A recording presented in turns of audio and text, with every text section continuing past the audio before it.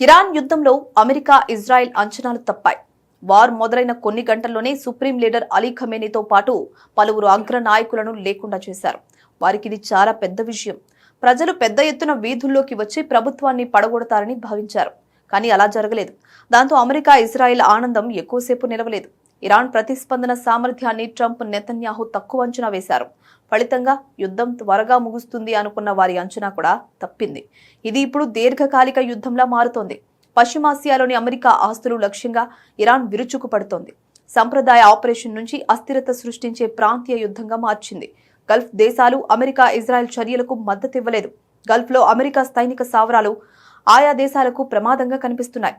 కాల్పుల విరమణ చర్చలు జరపాలంటే గల్ఫ్ దేశాల నుంచి అమెరికా స్థావరాలు తొలగించాలని ఇరాన్ షరతు పెట్టింది. యుద్ధం ప్రారంభమైన 2 వారాల్లోనే ఒక విషయం స్పష్టమైంది. ఇజ్రాయెల్ అమెరికా దాడులు ఇరాన్ను మరింత ఆయుధీకరణ వైపు నడిపించనున్నాయి.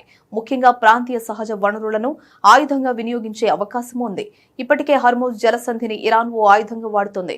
అంటే గల్ఫ్ ప్రాంత సముద్రం నుంచి ప్రపంచానికి చమురు సరఫరా వెళ్లే కీలక సముద్ర మార్గంలో ఆటంకాలు కల్పిస్తోంది. చూస్తుంటే ఇప్పట్లో ఇరాన్ పాలనా వ్యవస్థ కుప్పకూలే అవకాశాలు కనిపించడం లేదు. పశ్చిమాసియా భద్రతా స్థిరత్వం మాత్రమే కాదు, ప్రపంచ ఇంధన సరఫరా కూడా ప్రభావితమైంది. ఇరాన్లో పాలనా మార్పు, అణు నిరాయుధీకరణ చేస్తామని ప్రజలకు ఇజ్రాయెల్, అమెరికా వాగ్దానాలు చేశాయి.